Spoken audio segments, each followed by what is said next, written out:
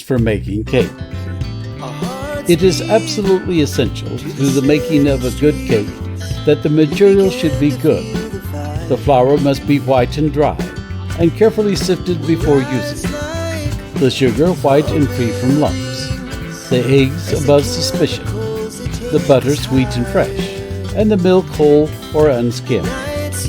It is hardly less important that the measuring and weighing should be accurate throughout, and that each step in the process of mixing should be rightly taken. The flour, as we have said, should be sifted before measuring, and if damp, dried thoroughly.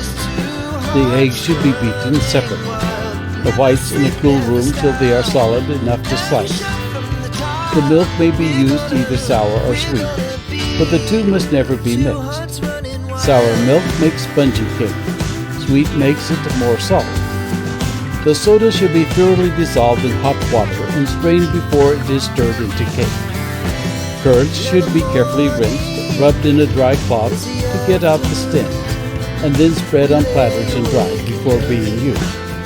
Almonds should be blanched by pouring boiling water on them. Drain and repeat the process, and they will readily pop from the skin. When blanched, dry and then pound them fine with a few drops of milk to prevent their oiliness. All kinds of cakes that are made without yeast are better for being stirred until just before they are baked. When ready to mix, stir the butter to a cream, then add the sugar, and stir until white. Next, beat the yolks of the eggs, strain them and add them to the sugar and butter. Meantime, another person should beat the whites to a stiff froth and put them in. Then add the spices and flour, and last of all the fruit, if any be used. Earthenware is best to mix in, and a wooden spoon should be used. Butter the cake pans well. The cake will be less liable to burn if the pans are lined with white buttered paper. The oven should be quick, but not furiously hot. If it be slow, the cake will not rise properly. The cake must not, while baking, be moved or changed from one oven to another. And if it browns too rapidly on top, cover it over with a piece of white buttered paper. To find out when it is baked enough, half open the oven door and try the center of the loaf with a clean brown straw. If the cake is baked, the straw will come out dry. If not, a little of the batter will adhere to it, in which case the door of the oven must be closed immediately or the cake will fall. Cake that is to be frosted should be baked in pans with sides perpendicular instead of slanted. It should be iced as soon as taken from the oven to ensure its drying quickly and smoothly.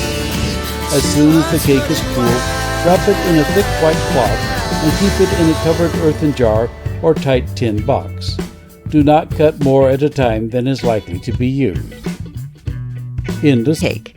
Take sugar, 1 pound, butter, 1/4 pound, flour, 1 pound, eggs, 8 almonds, 1 coffee cupful, essence of bitter almonds, 1/2 teaspoonful. Stir 1 pound of powdered sugar and 1/4 pound of butter into a cream. Beat up the 8 eggs, the whites and yolks separately, and add the yolks to the butter and sugar. Stir together very thoroughly, then put in 1 pound of flour.